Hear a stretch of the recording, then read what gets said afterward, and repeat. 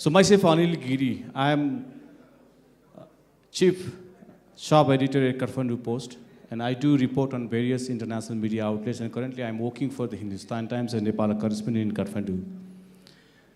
So I would like to welcome you all here, all the distinguished panelists here, and members of the think tank from Nepal and India, and member of the media fraternity, and people interested in Nepal-India relations.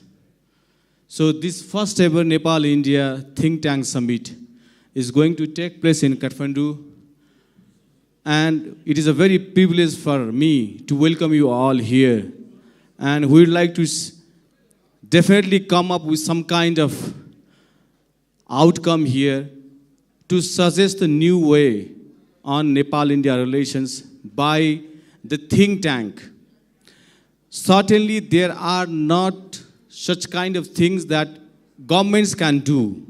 Yes, governments from Nepal and India, they are very much active on strengthening the bilateral relations, strengthening the people-to-people relations, cultural relations. There are so many other things between Nepal and India. But that is not enough. That is not enough in the changed context. So our organizers from Nepal and India have realized that there should be some kind of collaboration between the think tanks, between Nepal and India, research organizations, and others should come together and to sensitize the issue at a public level on the various themes like culture, economics, politics, commerce, trade, and so on. Sometimes we hear the cliche here, roti beti. Our relations is based on roti beti. Most of the Indian ambassadors, they put this cliche, roti beti. But as a reporter in the ground, reporting in New Delhi for more than 5-6 years, I have been correspondent for my previous newspaper in New Delhi for 4-5 years, and my experience in reporting in New Delhi and actively reporting in Kathmandu, now time has come to change this cliche, roti beti. So our relations must be roti, beti, electricity, connectivity, and the diversity, So roti beti is not enough in the change context. Sure. And recently, Ram Madhav, the Secretary General of BJP, has given additional homework to us, the think tanks. He has thrown a new idea, new foreign policy thought, food for thought, to brainstorm officials of Nepal and India, and even think tank to Nepal should look south.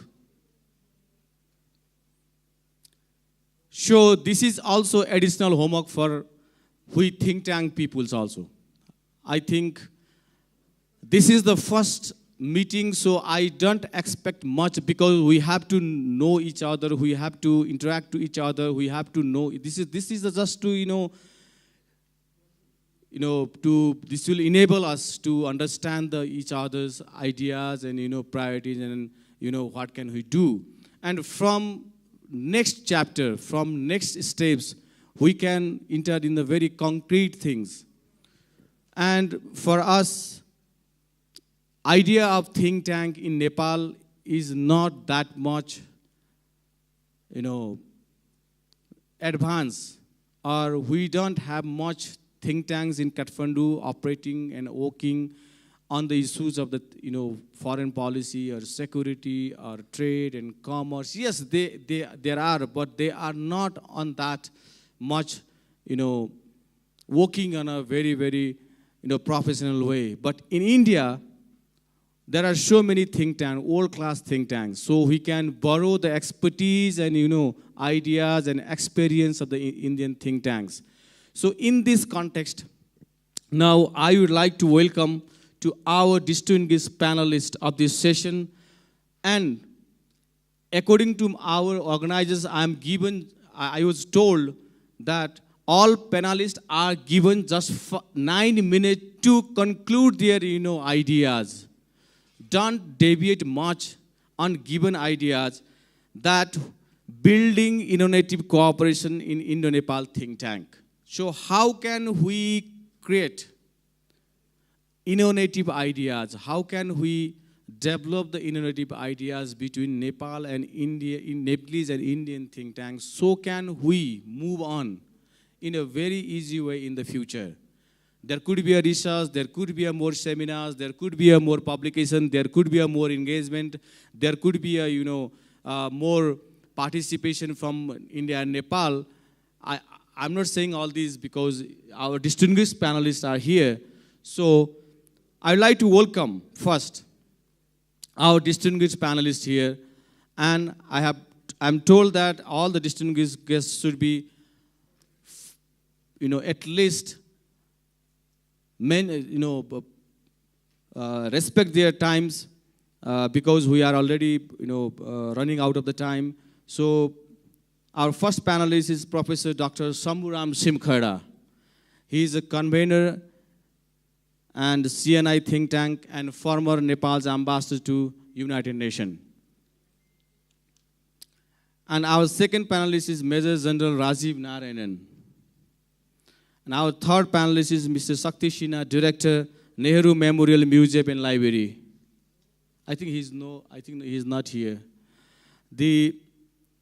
Our another panelist is Dr. Khadga, Associate Professor and Coordination of Masters in International Relations and the Diplomacy, Tribhuvan University. And our another panelist is Mr. Rabindra Bhattarai. He is a Treasurer, Nepal Council of World Affairs. And at last, Mr. Nishant, very good friend of mine. He is an AIDIA Advisor, Executive President of Nepal Democracy Foundation, NDF. So I open the floor for our distinguished panelists here, and the issue and the theme today we are given is building innovative cooperation between India and Nepal think tanks, and time is strictly 9 minutes for each panelist. Thank you. Very distinguished members of the panel, and I see so many distinguished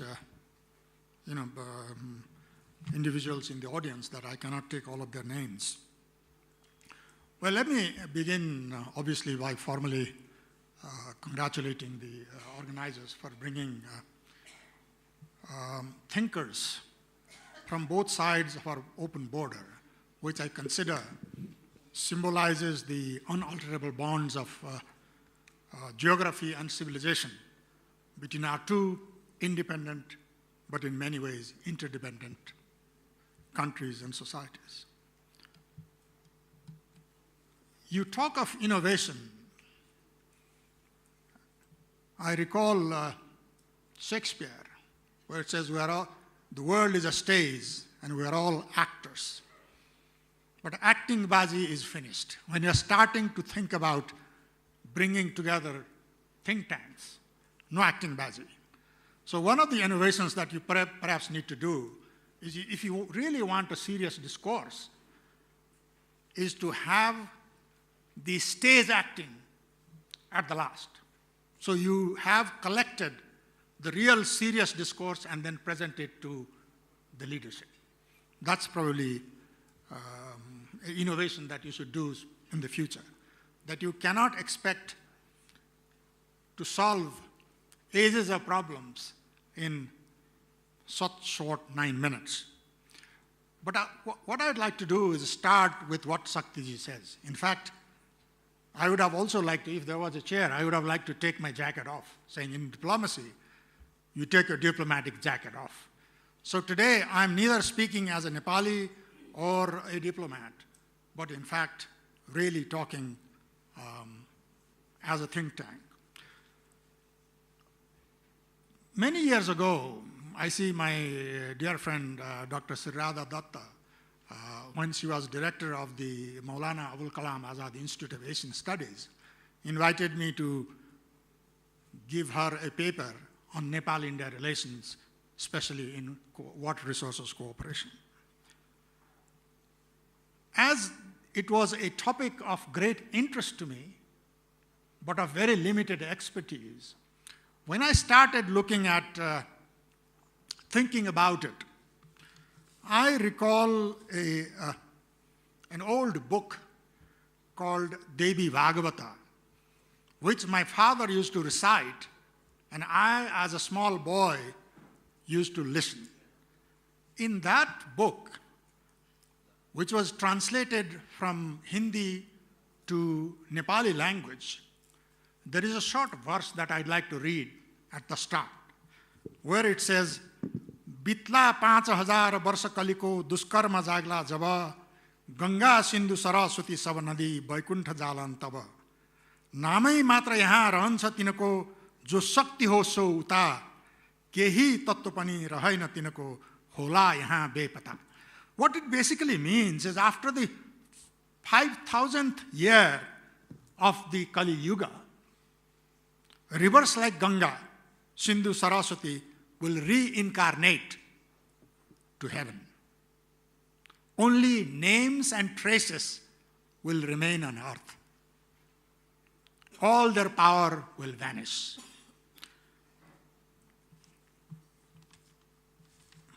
When, as think tanks, we are coming together, I'm also reminded of a great son of India who really later became a guru all over the world, including I myself as a great admirer. Swami Vivekananda once said, we are what our thoughts make us. So the starting point of your politics, your economics, your security, strategic relationship, or in fact, bilateral relationship, is your thought. And that is what I think is the real value of this gathering. In fact, something which should have taken place long, long time ago, that we waited this long to reflect on what binds us together, what binds India and Nepal together in an inextricable bonds of history, geography, culture, and so on. And yet, I was referring to acting Baji. If we were to listen to speeches in the morning, should there be the kind of experiences that we've gone through? And yet, why have we gone through the kind of experiences that we have?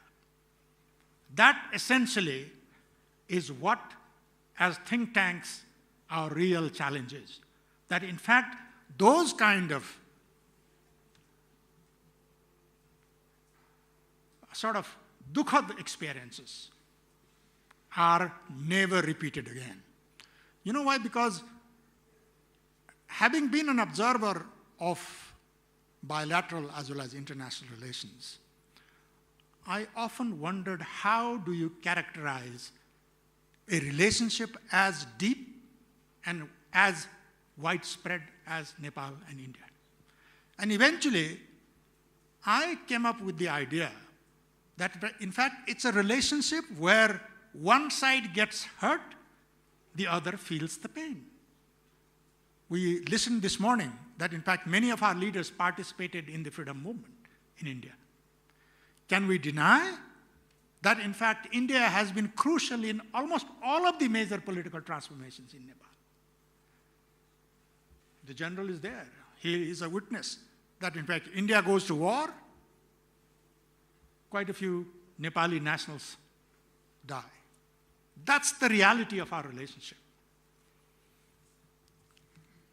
We talk of our rivers all flow to India.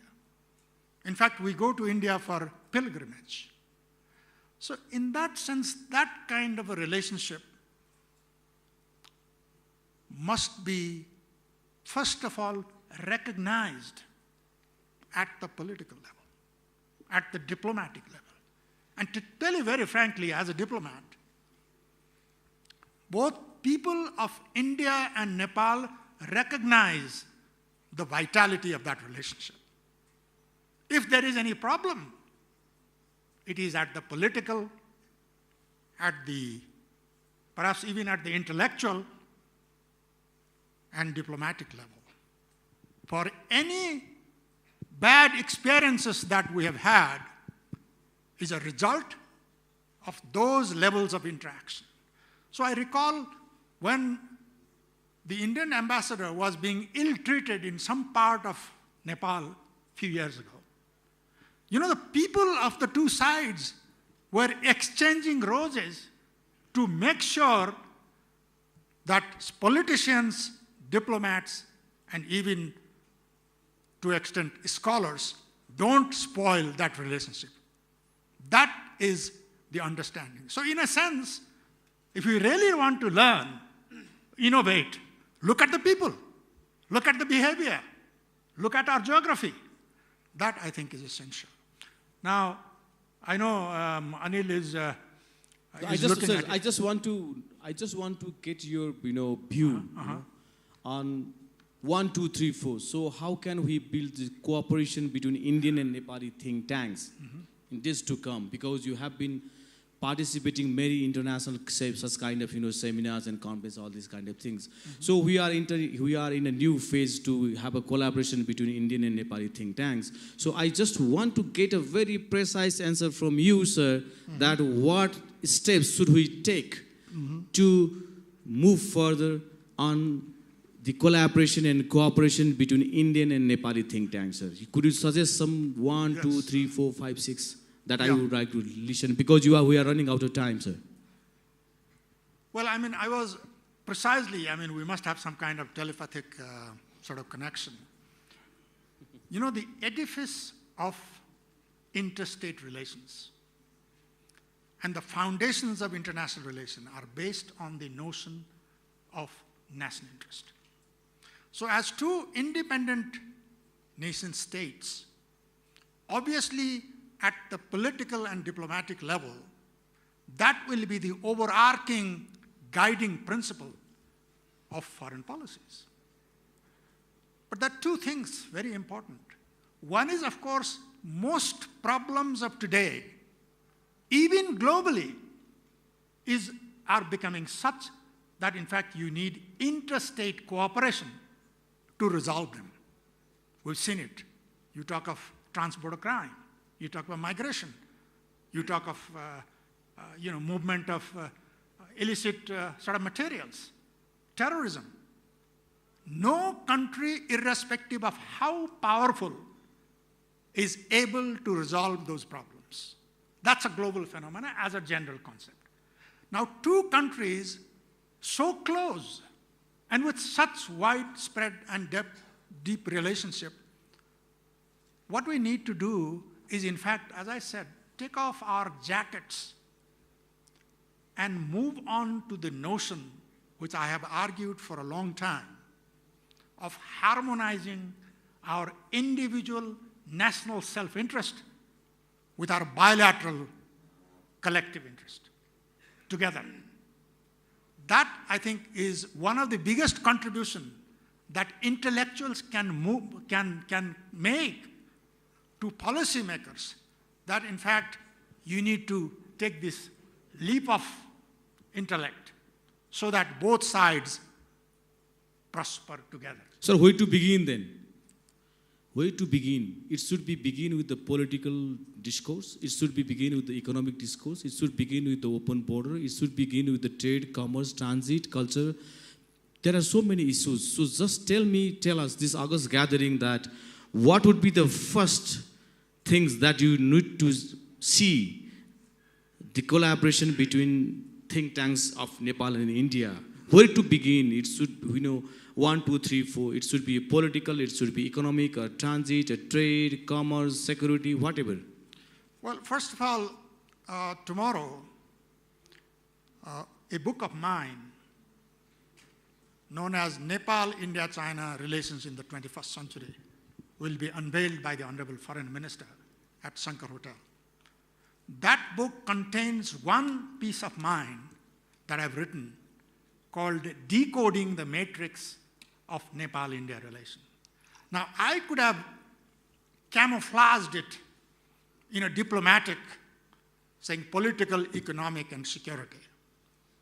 This is a piece that I wrote during the last visit, not this last one, but the one before, when Prime Minister Oli was visiting India.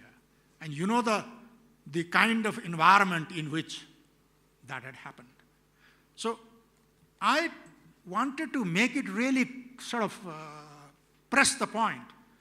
So the title of the article is Decoding the Matrix of Nepal-India Relations, the SRS Conundrum. And that's partly my name, by the way, Shambhu Simkhada. But the SRS means, S is the notion of sovereignty, that Nepalese must rid ourselves of this ever-existing fear that there is a threat to our sovereignty.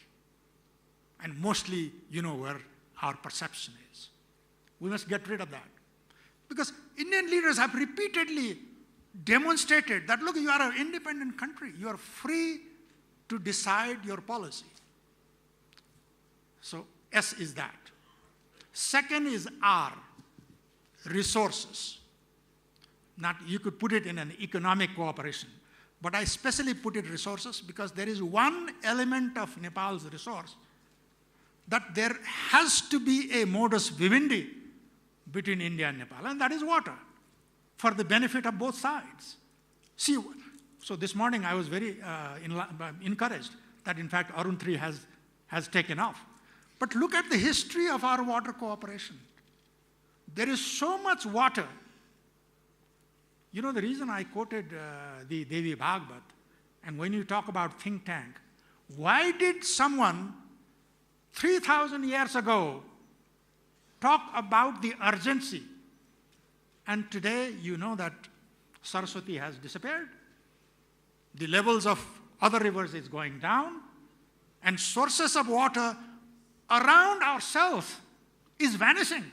So if we really want to cooperate, we better do it fast.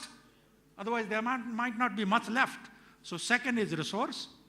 And third, SRS. Third is security.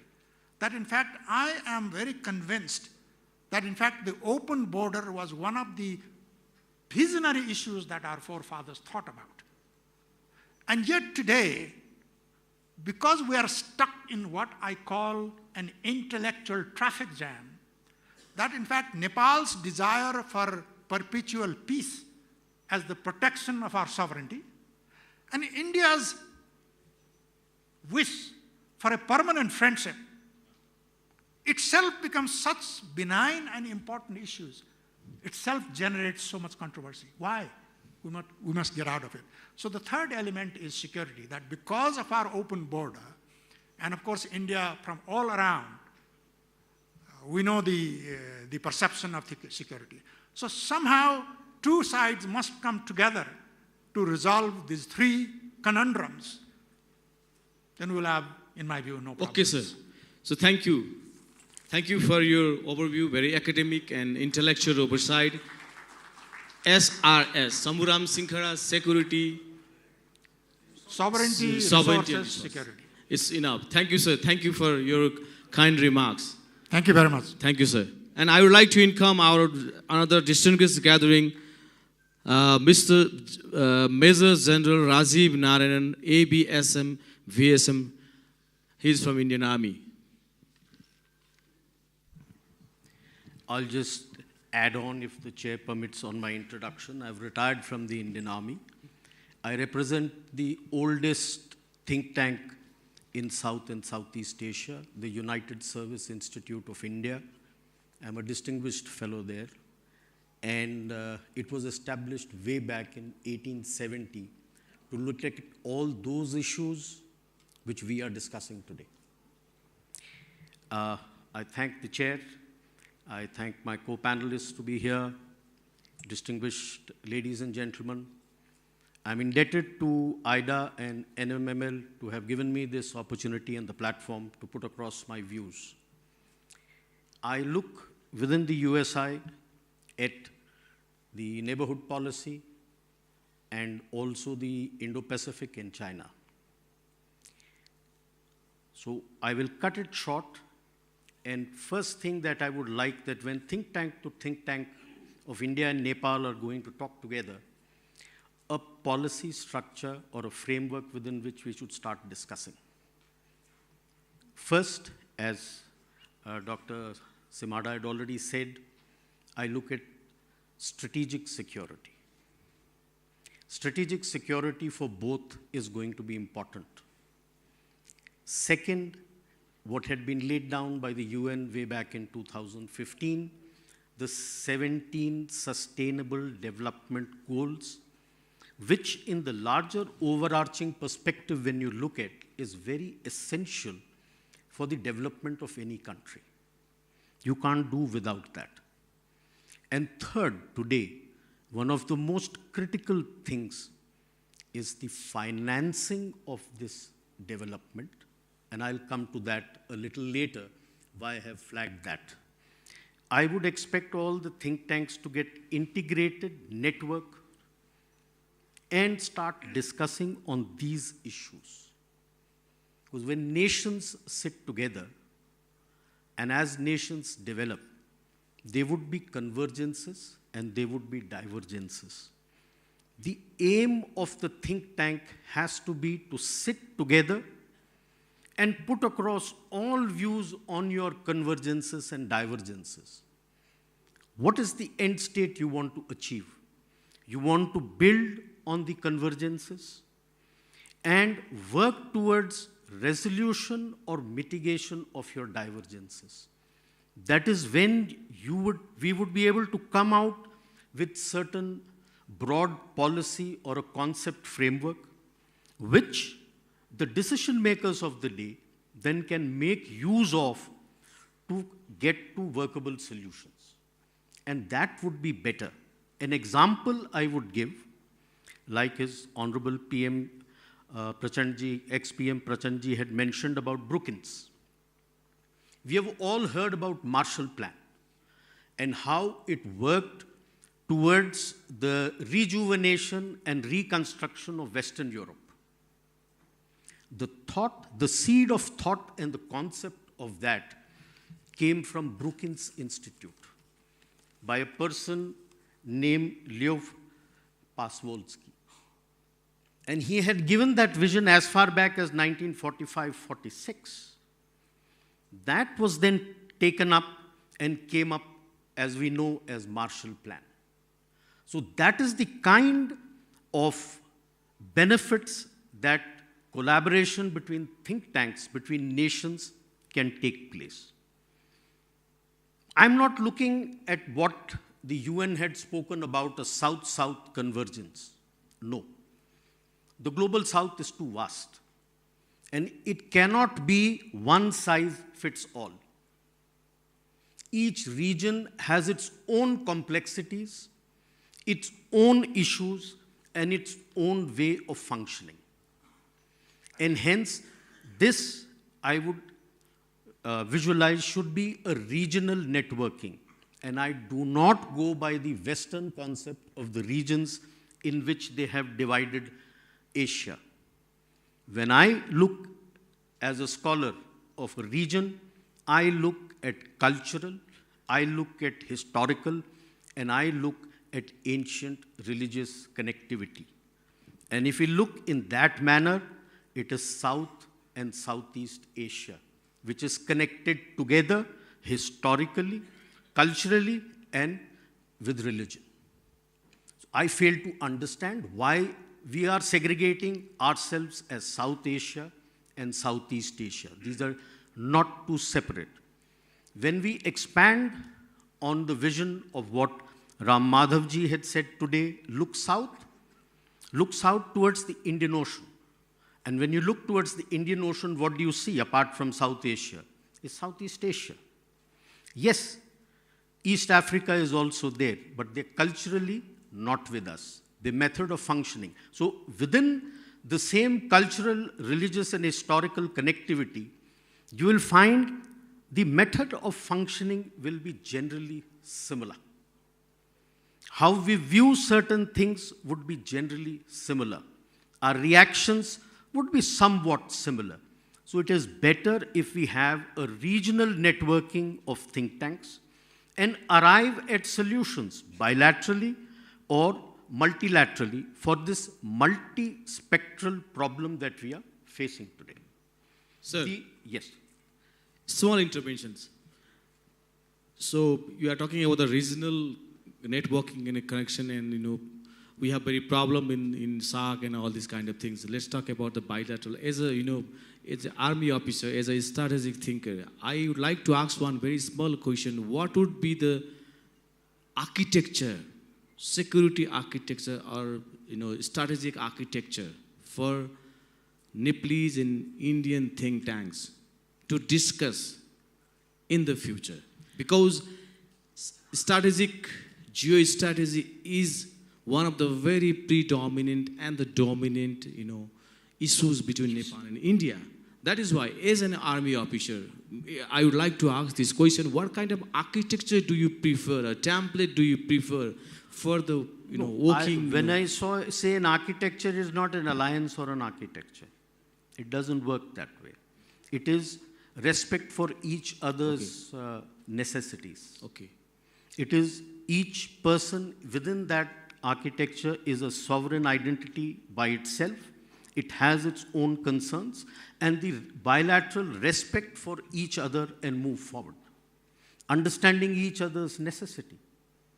Every country has to understand the other person's necessity. That's where I said that if you keep it within this region, understanding each other is easy. Because our thinking, our thought process, method of functioning, I don't say is the same, but somewhat similar.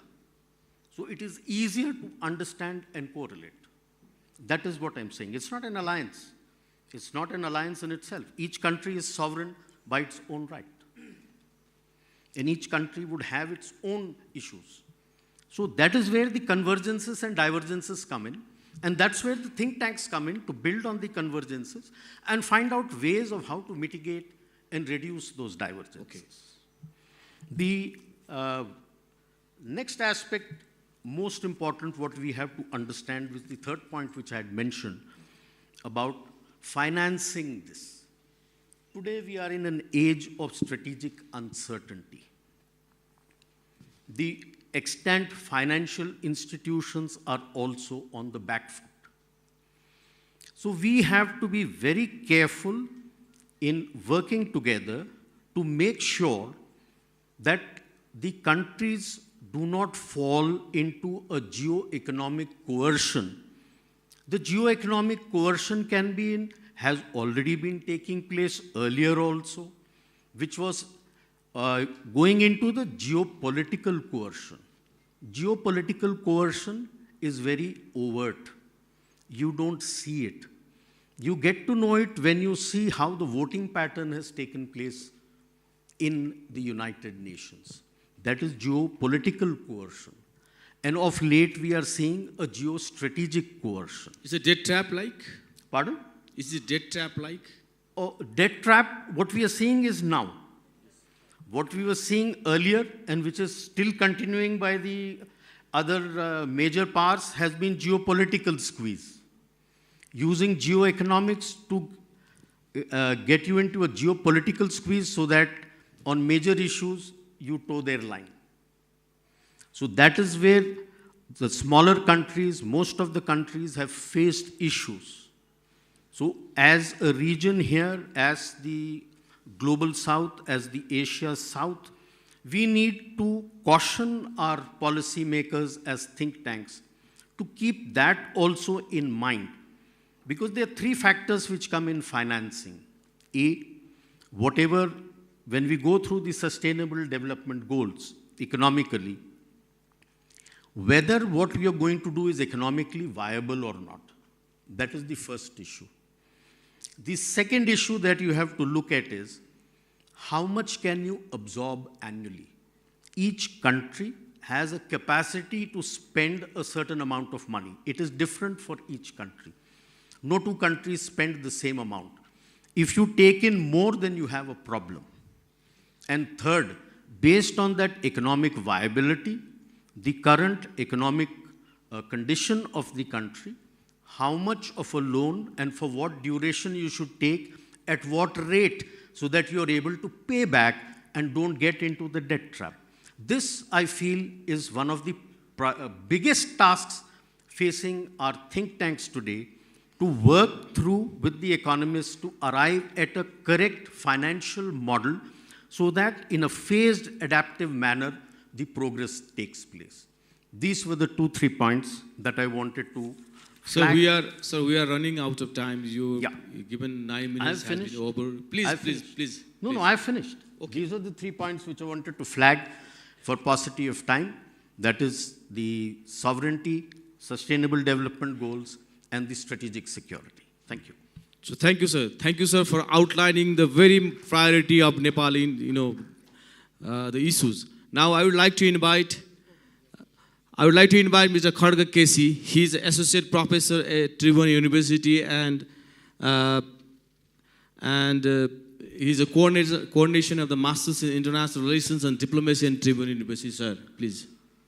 Thank you, Anilji, distinguished panelists and distinguished audience, those who are more than panelists as well. Actually, it was great to share ideas with academics and policymakers and diplomats from both countries this morning. I think it's getting afternoon. Before I start to talk about the prospect of the collaboration between the two countries like think tanks, well, the world has can be categorized in the 6th kind of international affairs at the moment, what we can call as a realist world, Marxist world, liberal world, techno world, warming world, and tribal world.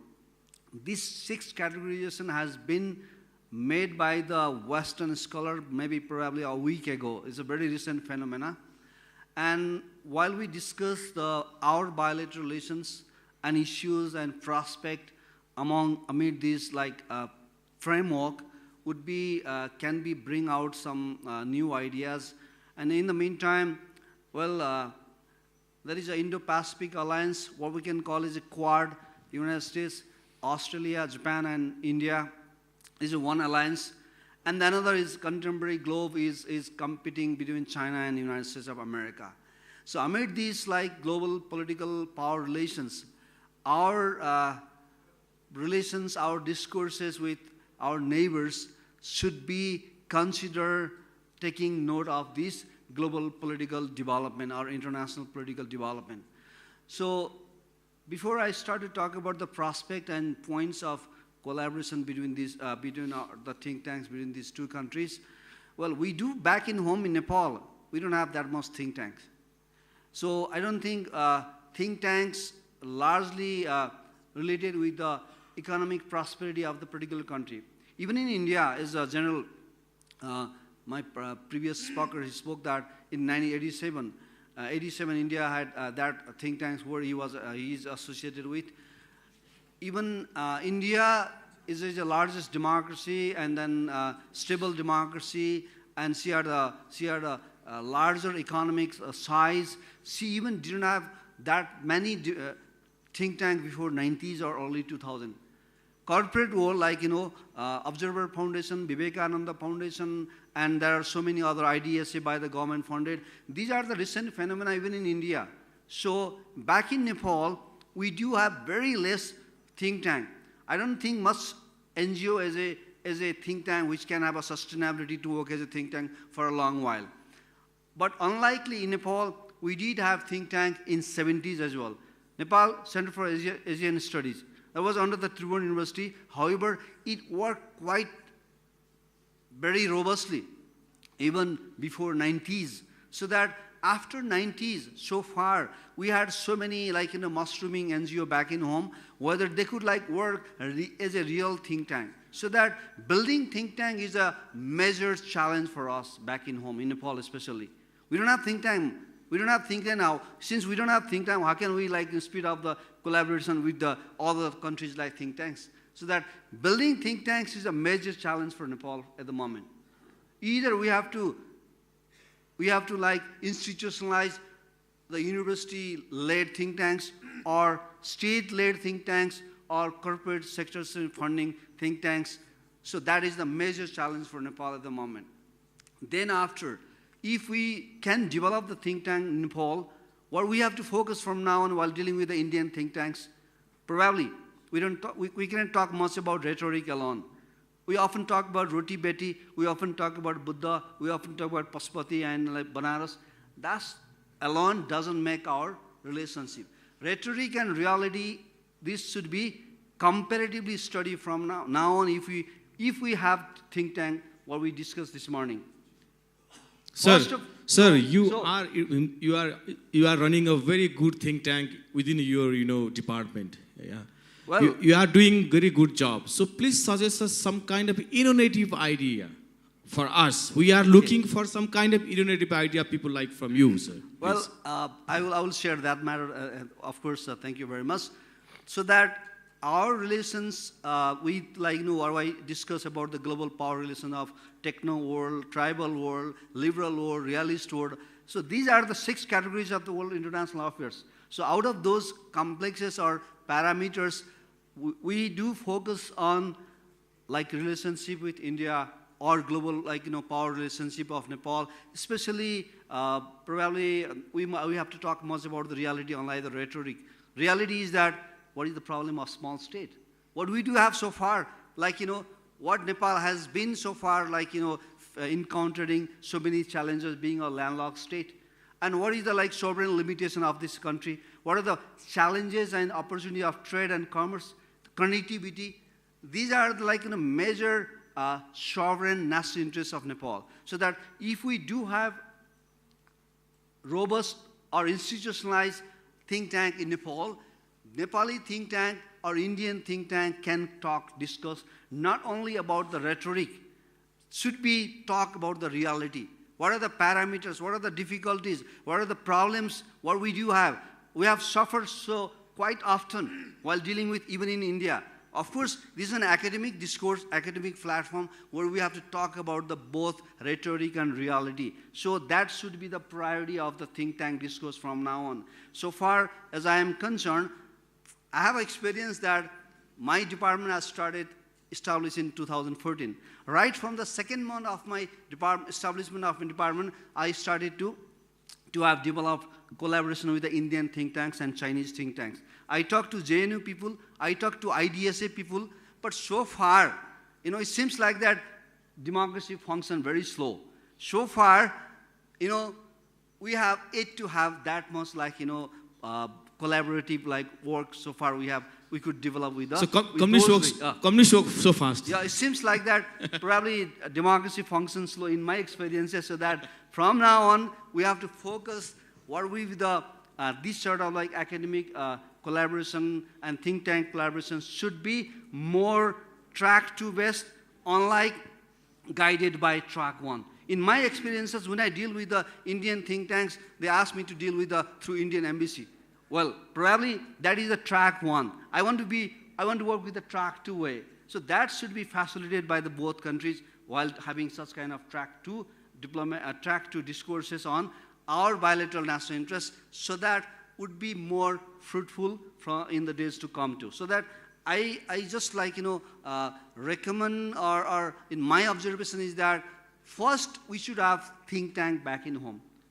First, we have to institutionalize think tank back in home, which we did have before 90s, but after 90s, probably the post-democracy government has not prioritizing much to develop think tank, so that think tank has become deteriorating in Nepal. And NGOs, of course, can work as a think tank, how much their sustainability. This is the problem of Nepal. So if we have a think tank, and then we can prioritize those think tanks, TOR, to discuss about the national security, strategic connectivity, or our problems with connectivity or landlocked state flight. These are the so many priorities what we can discuss through our think tank while interacting with the Indian think tank. So third one, of course, funding. This is the most important things what we can, if we won't be able to develop a fund or such NGO or such think tanks, one-way traffic, probably that may not talk much, articulate much about their own national interest. There should be a common, like, BP Kerala Foundation like. BP Kerala Foundation is the joint fund where we can use the both party can use together. Unlike funding by one-way traffic, probably I think it's just kind of like rhetoric, unlike reality. So that we should have, back in Nepal, of course in India there are robust think tanks. There are robust think tanks, even in think tanks like, evolution and practice of Indian think tank practice is also not much like in the world, these are late coming ideas. So that what I'd like to suggest here that, or in my observation is that we have to develop think tank back in home first. And amid this like, international and regional political paradoxes or complexity, we have to focus to discuss the survival and fostering our national interest. And fostering national interest would be the major priority, better would be the major priority of our think tanks. And then within that parameters, well, probably we can explore the new ideas from now on, from then after. Thank you, sir. Thank you very much. Thank you. So I also agree with Khadga, sir. Yeah, please. No, sir. Your time is over now. So I fully agree with you. One of my friends who heads one of the very premium think tank in Kathmandu, once I asked him, in a very light manner, I'm sharing with you all the August gathering, what is the problem with the Nepali think tanks? Why they are not running smoothly? What is the deficiency within them? So why they are not sustaining? It is the problems of funds, or is either the policy, or the government is not putting money in. What is this? And he simply replied, there is no think tank in Nepal. If so, all of them have been turned into drink tanks, because lots of retired old men, there is no new face. You see, there is no new face in the, seminars and, closed door meeting and something, you cannot find the, new faces. All the old faces are there. They are very much, talk about the very old fashions, old things, history and all these kind of things. So you don't see any new people, new idea, new thing. So he was very much, I think he was very much lousy, he's speaking very lousy about the status of the Nepali, think tank. But he is still running the think tank, though his think tank is not turned into the drink tank, unfortunately. He is running. So this is the very reality of status of Nepali think tank. I fully agree with with Khadga sir. So now I would like to invite Mr. Rabindra Nath Bhattarai.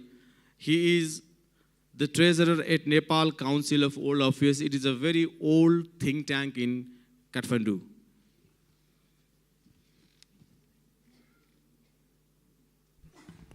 Thank you, Anil sir. First of all, let me take this opportunity to congratulate Sunil Kesi, CEO and founder of AIDIA, not only to conceptualize and imagine, but successful inauguration of the Nepal-India Think Tank Summit 2018 early in this morning session. On behalf of Nepal Council of All the Affairs, I congratulate you all distinguished eminent participants and fellow panelists, as well as I welcome the Indian panelists and speakers who come from far distance. On behalf of NCWA and on my own personal behalf, I welcome you in Kathmandu and nice stay here. Let me first introduce about NCWA. What is NCWA? It is one of the oldest think tanks, as Anilji just mentioned. It was established in 1948 by late Vijay Shamsher Jangabahadur Rana, whose son is now in our political arena, Pashupati Shamsher Rana. It is a membership-based voluntary organization, but we have one small building nearby UN House, UN building in Pulchok, Lalitpur, and we are just getting only 40,000 from government since 40 years per year. And we are membership-based organization so that we run our programs as members renewed their annual subscription and as a membership. And we have the provision of honorary membership, life membership, as well as general membership in the organization. If you are interested, you can be a general member at first. And if executive committee allows, you will get the honorary membership also. This is about a small introduction. And earlier, this was a very, very popular institution as Indian President Dr. Rajendra Prasad Sarvapalli Pallai Radhakrishnan has addressed this council, as well as Pandit Jawaharlal Nehru, the then Prime Minister of India, Mrs. Indira Gandhi, Tunku Abdul Rahman from Malaysia, Morariji Desai, P.V. Narasimha Rao, I.K. Gujral, similarly Helmut Kohl from Germany, and Shaukat Aziz from Pakistan as they addressed the council. But after the restoration of the multi-party system, the council is not so much successful to attract the head of the states as well as the head of the government to address here. And after the promulgation of the new Federal Democratic Republic Constitution, Nepal has successfully held the 3 tiers of election, that is local level election, state level election, and central federal parliamentary election. We believe that Nepal has entered into the phase of political stability, and the main concern of today is our overall inclusive development of the country. Although there are few political parties which have put their reservation on the Constitution and they are demanding for amendments and some provisions in the Constitution. Now let me take this opportunity to share my opinion about the building innovative cooperation between India and Nepal think tank, the top partnership, the main theme of this session. We all are saying from the time immemorial that there is a close relation between India and Nepal. No need to elaborate further it. There is experience. We have every individual Nepali has the relation with Indian people also. But what is the fact that we, the think tank, is there any research conducted about the perception of the Indian people as well as the Nepalese people for further deepening the relationship? Have we have a database?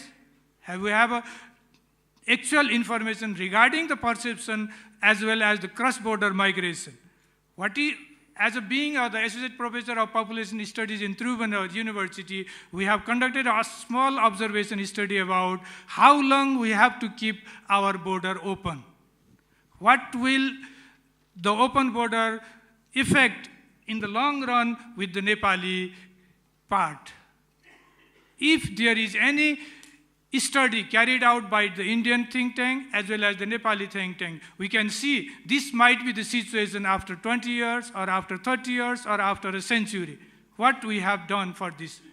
I think we can conduct jointly such type of research and other investigative report so that we can give those to the concerned government as well as authorities to formulate a concrete strategy so that we can build more cooperative, enjoyable, people-to-people relation in the days to come. And we all, at the people level, enjoying cordial and cooperative relation. But if we see it at the government level, there are fluctuation as well as ups and downs. Why this is happening?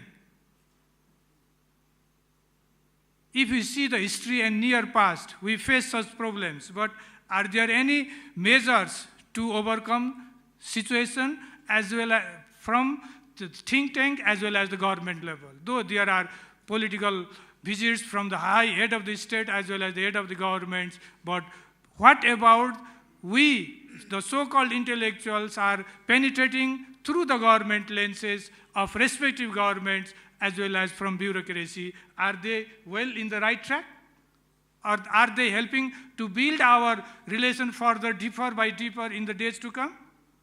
That's why I recommend what are the confidence measures building at the government level that should be found out through the interaction and dialogues as well as seminars conducted by this type of think tanks sharing.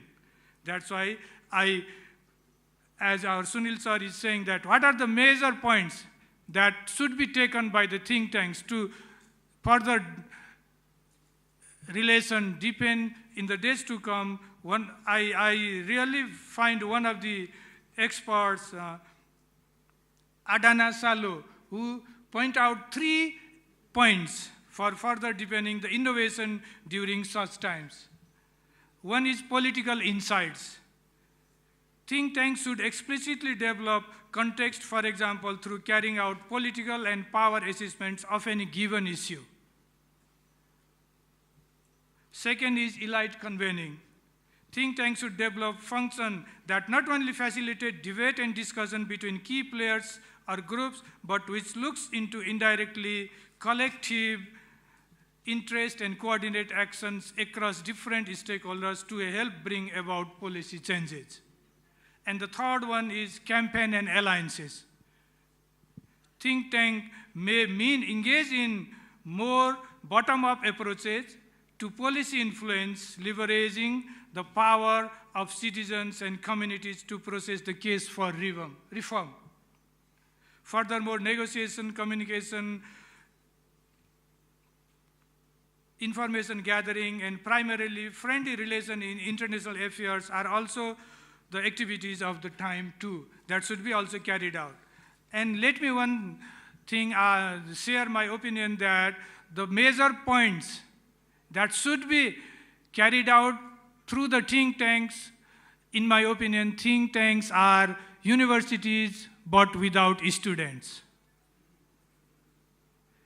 You can do on your own. You do not have to teach, you don't have to spoon feed. You can base the information, you can find out the information through debating, collecting, and information through the grassroots level from the bottom-up approach.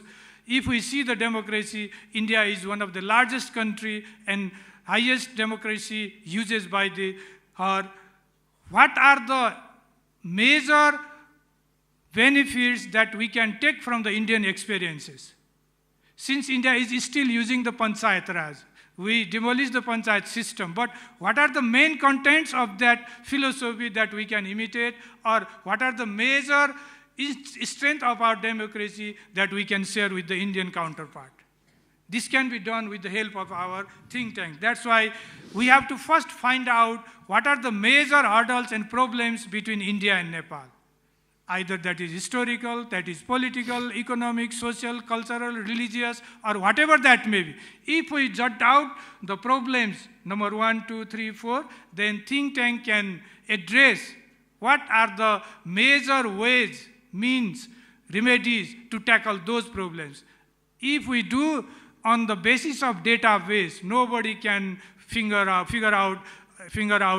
the researchers. That's why if we do such type of research with the factual, evidence-based planning, then nobody can question for us. This is a fact-finding. Sir, you are running out of time now. Yeah, sir. That's why major issues today we are facing is the infrastructure problem, use of natural resources.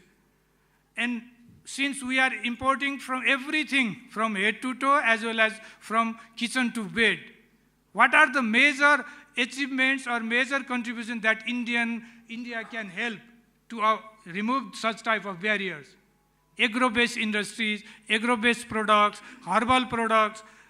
That's why these are the main issues that we have to be introduced through the think tank. And as well as for rural development models, poverty alleviation, as our former speaker, Rajiv sir has told that SDG, poverty alleviation is the main theme of the United Nations as coined by Sustainable Development Goals. If we act through different think tanks, what are the major ways to control or to elevate the poverty alleviation goals set out by the United Nations? If we took both sides homework and exchange the ideas, we can learn a lot. Similarly, one aspect is very much important. I have heard that 250 engineers were sent, students were sent to become an engineer in Roorkee for one of the hydropowers that should be constructed early almost 30 years back, but that hydropower is not completed yet. That's why. Sir, please conclude your things here. Thank you. Thank you, sir. So you are very much right. He is very much right, because we are often, as a journalist, I also feel there's this kind of shortcomings while in reporting on the foreign policy and diplomacy. in India, there are so many think tanks, and they do organize this kind of things on Nepal issue. Nepal doesn't, come in the radar of Indian think tanks.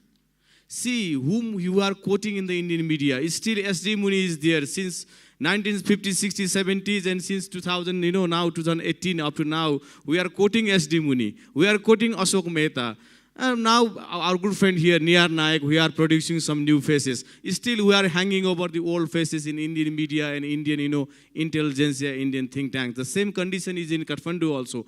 We don't have think tanks. We don't have experts to, for media person like me, we are also facing this kind of problems. We don't have exact people who know the know-how of, and, who can really catch the pulse of the relations. And we are facing the difficulties. What is happening in Nepal-India relations? Who is the right person to talk? Who is the right person to interview? Who is the right person to discuss? We are also, it is not comparable between India and Nepal. It is not, we cannot compare the Indian think tanks and Nepali think tanks. We are very, very downwards to compare with the Indian think tanks and Nepali think tanks. But as a journalist, it is my humble request for the Indian think tanks to please organize Nepal seminar, on Nepal issue. On the issue, you can invite Nepali leaders or politicians and other peoples, so that Nepal also can be an issue in the Indian media. You can please produce some experts, new faces in New Delhi. We are very much bunch. We are very much have been habitual of quoting always SD Muni or that Mehta and something like that. And so we want to see the new face, new thoughts, new ideas in New Delhi also, so that this kind of people also bring us some kind of synergy in the relations.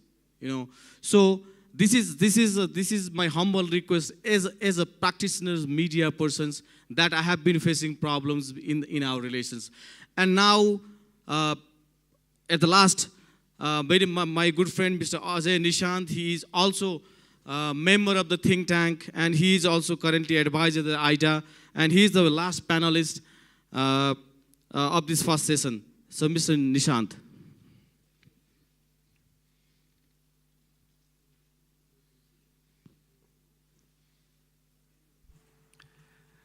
Thank you, Anil. And I very well can relate to your frustration when it comes finding new faces who will be talking the different dimensions that are there between Nepal and India relationship. Since last 40 or 50 years, or at least from the time I remember of thinking and talking about the relationship of these two countries, I see the same faces. When I first look at them, they had black hair. Now they have gray hair. Some of them even don't have any hair. But still only they are talking about Nepal and India relationship. Whereas in the meantime, India had changed. And India had changed very dramatically. You go to Delhi, there is New Delhi and Old Delhi. And probably the people of Old Delhi and New Delhi even don't connect to each other.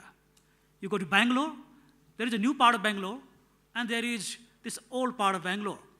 And I'm very sure people living in these two Bangalores don't connect to each other. You go to Calcutta. There is Calcutta around Howrah, pretty old, to some extent dirty. And then you go to Salt Lake and some other parts, very shiny Calcutta. And I think the people living in these two parts of Calcutta don't connect to each other. And over here, we are expected to connect to those very people who have been talking about Nepal-India relationship since time immemorial, or at least that is registered in my memory. So I think it has to change. It rather has to change soon. Both the countries say that these are very young countries. Nepal claiming to having somewhere close to 23 as its median age. India not too far away from that. But where are the platforms where these young minds can connect? I didn't see any. And also, as and when I have interacted with these think tanks, they talk very philosophically. I wish I could talk as philosophically as Samudai talked. I don't have that depth of knowledge. But I think now is the time when we should be talking the issues in black and white. And we should be finding the issues that are tricky issues, and the issues are there since the very beginning, and is spoiling the relationship that otherwise could have been a great relationship between India and Nepal. So today, without mincing any words, not beating behind the bush, I'm going to give a few agenda items for the think tanks that exist in India and probably exist in Nepal too, if they haven't converted themselves into drink tank, as Anil was trying to refer to. I would also like to borrow the phrase that Honorable Minister Matrikaji spelled out when he was speaking. He said that in India, perhaps there are a few think tanks that thinks about Nepal. But in Nepal, probably everybody's a think tank. And I'm very sure everybody in this hall is a think and is a think tank. They are very opinionate. They have strong suggestions. I just wish they have some platforms where their collective ideas can be heard. So I think we are looking for these kind of platforms where the young minds can connect from the two countries, where the people who do have opinions find a way to vent out. The word think tank itself is very chic, it's very modern, it's very trendy, and probably the word was invented maybe in the last century when there was the establishment of RAND in California, USA, but the concept of think tank goes back as early as, I think, 8 or 9 centuries. Those are the time when the emperors and the kings of Europe used to take the services of think tanks as and when they had to argue with the churches. We all know the famous think tank of Akbar, Navaratnas. In Nepal too, we have this tradition of having great think tanks, and we used to call them the Bhardars. They used to be there in the palaces of the kings and the Ranas. So I think this concept of think tank is not alien to Nepal. Think tank has been here, is practicing, is speaking out, is giving out opinions. Only the challenge is how often they can be heard or how frequently they are heard. So directly addressing Anil's question, what are the agenda items that can be picked up by the think tanks of the two countries? I have very simple, direct words to spell out those agenda items. Number one, I believe the biggest spoiler of the relationship of these two countries has been the 3 agreements, Koshi, Gandak, and Mahakali. Always there is this perception created that our politicians have sold these rivers to India. And the relationship comes out from there, which often is supposed to be tilted, going in favor of one country or the other. Is that really a case? Isn't this the high time that we have spent 68 years and we're still dealing with the same issue?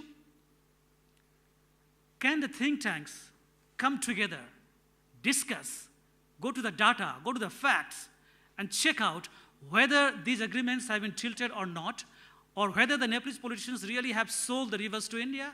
I think this has to be established in black and white now so that we can have a very fresh beginning. We can't be wriggling around the same issue for that long. Agenda item number 1. Number 2, Indian business community is investing all over the world in billions. Why they don't come to Nepal? We have a couple of very few organizations, and they are making huge profits. But despite that, when we talk about the big names like the Tatas and few others, why they don't come to Nepal? I think the think tanks do have this agenda to find out why the Indian investors are not coming to Nepal. The other agenda item, it can be a bit tricky, but I think one should take it as a bitter pill. India is offering hundreds of very precious scholarships to Nepalese students. There are doctors and engineers, especially those, if you find them of a couple of decades back, they have mostly come from India. Very qualified doctors and engineers and many others. But there is a perception that these seats are only meant for the political fraternity. This is a perception that is in people, that is in the students. I can give you an example.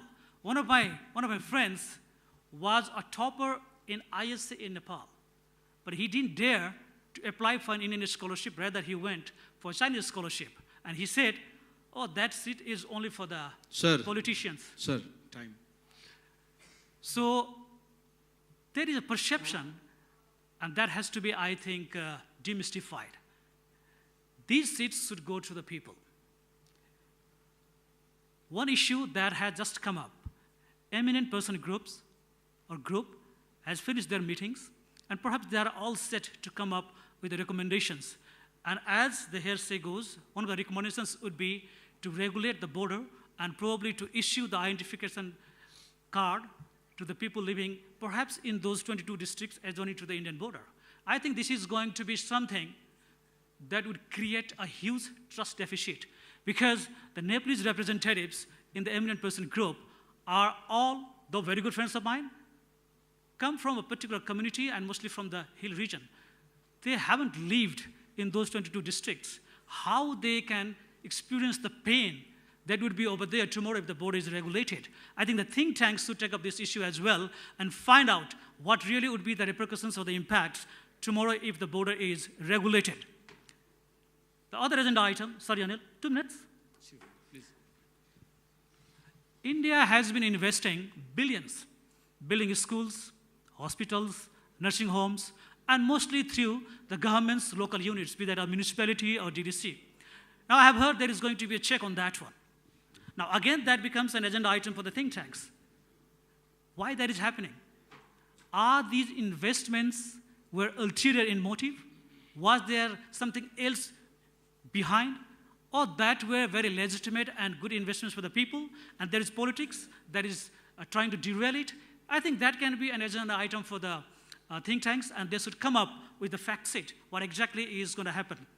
Last but not the least, one big agenda item that I think the think tanks of both the countries can pick up is the electricity. Nepal is said to be having one of the highest potentials of producing clean energy through hydropower. And look at the adjoining states of India, like Bihar, UP, or West Bengal. They are wriggling under the severe deficiency of electricity. Why there hasn't been even a single megawatt exported to India from Nepal? And it's been more than 70 or 75 years. So I think we have some very burning agenda items that the think tanks of the two countries can pick up. They should put the facts behind. They should put the proper researches behind. They should put the credible faces behind. And they should come up with their suggestions, recommendations, and hopefully that recommendations, suggestions would get the good ears of the political fraternity of both the countries. With that, I come to an end. If Anil has a question. Anil? That means I have more time. Anyway, I think a credible think tank, more than what it does, is perhaps lies in its perception. One of the things that has to come up with a good think tank is the credibility. The other thing is impartiality. And the third one is integrity.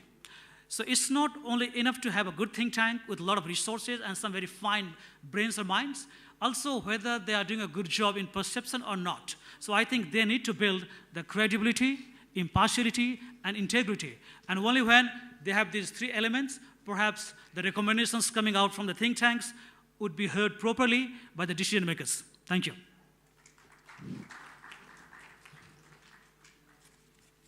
So thank you, Jai.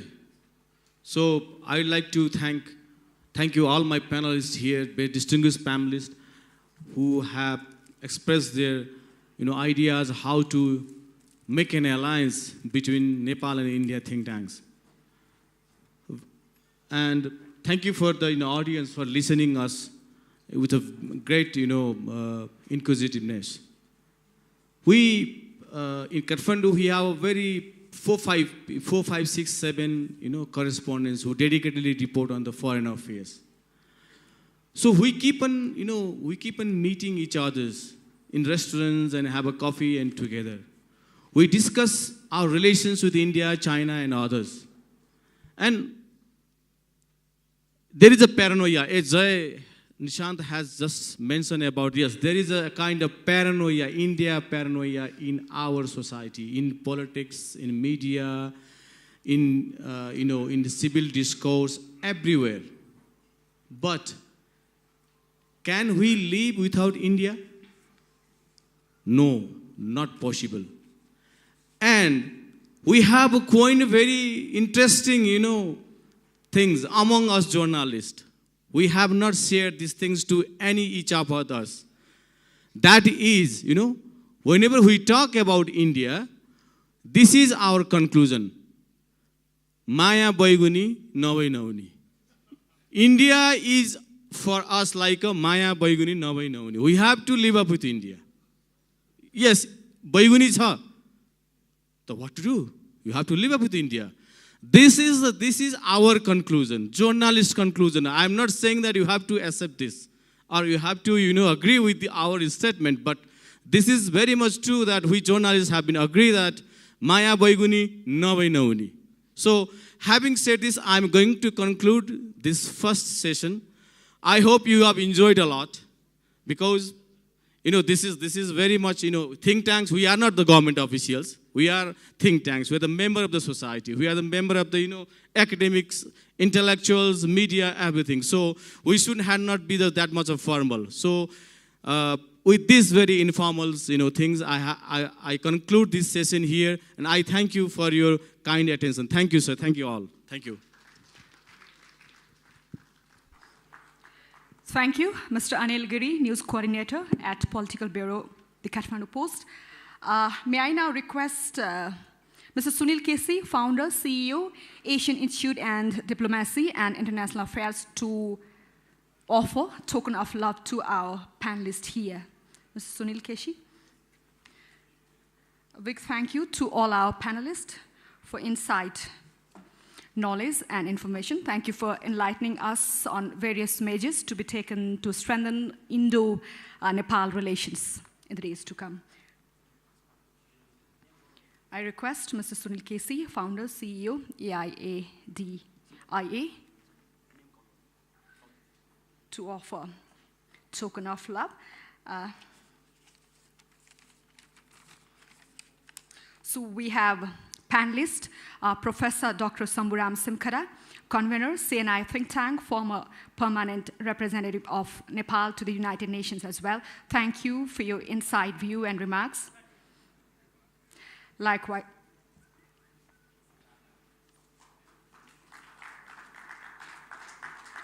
thank you for your contribution. I'd also like to call Major General Rajiv Narayanan, AVSM, BSM, retired, to accept token of love from the CEO.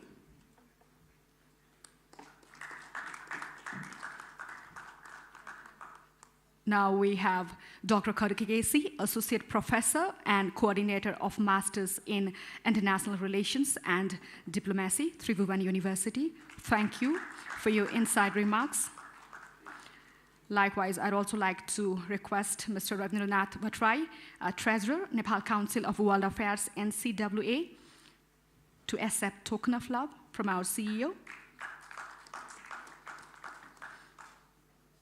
I'd also like to call Mr. Nishant, AIDIA Advisor, Executive President of Nepal Democracy Foundation, NDF, to accept token of love from our CEO.